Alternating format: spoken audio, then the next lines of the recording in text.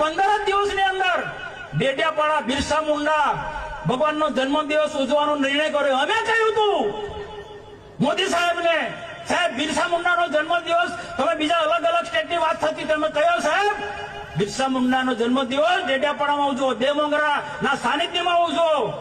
જે દેવમોગરા જે છે આદિવાસીની કુળદેવી છે।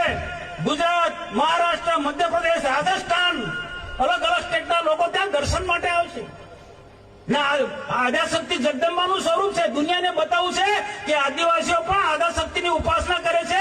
કુળદેવી એમની દેવમોગરા છે, શક્તિની ઉપાસના કરે છે। અમારી વાત સાંભળીને અહીંયા 15 જ દિવસમાં નિર્ણય કર્યો કે ડેડિયાપાડામાં બિરસા મુંડા જન્મ જયંતિનો કાર્યક્રમ ઉજવવો છે। બાકી આ કાર્યક્રમ આસામમાં બનતો હતો। નરેશભાઈને ખબર છે, મોતીભાઈને ખબર છે। મેં રોકાયો છે। મનસુખ વસાવે વિનંતી કરી મોદી સાહેબને કે સાહેબ ડેડિયાપાડામાં કોઈ ડરતી નથી, કોઈ ડરતી નથી। હમણાં મોદી સાહેબ આવ્યા હતા, ખર્ચો થાય ભાઈ, 8-10 કરોડ રૂપિયાનો ખર્ચો થાય। તમે દેવમોગરામાં ડેકોરેશન માટે કલેક્ટર સાહેબ 16 કરોડ રૂપિયાનો અમારા આદિજાતિ બજેટમાં ખર્ચો પાડ્યો છે।